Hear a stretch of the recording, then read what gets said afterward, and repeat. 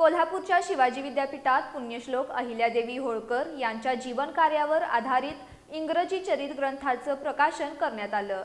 यावेळी कुलगुरू डॉक्टर ज्योती जाधव यांनी अहिल्यादेवींच्या कार्याबरोबरच त्यांच्या संघर्षगाथेचाही अभ्यास समाजासमोर यावा असं मत व्यक्त केलं।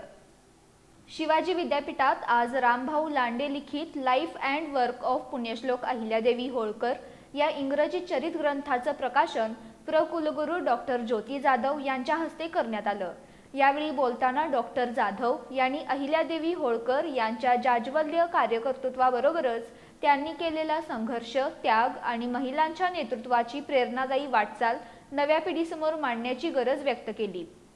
आधुनिक माध्यमांच्या सहाय्याने त्यांचं कार्य अधिक प्रभावीपणे जनतेपर्यंत पोहोचवावं असंही त्यांनी सांगितलं। इतिहास अधिविभागाचे प्रमुख डॉक्टर अवनीश पाटील यांनी पुस्तकाचं परीक्षण करताना लेखक रामभाऊ लांडे यांचं संशोधनपर कार्य अधोरेखित केलं।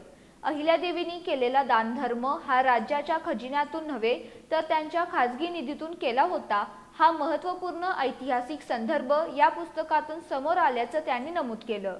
लेखक रामभाऊ लांडे यांनीही आपल्या संशोधन प्रवासाविषयी माहिती दिली।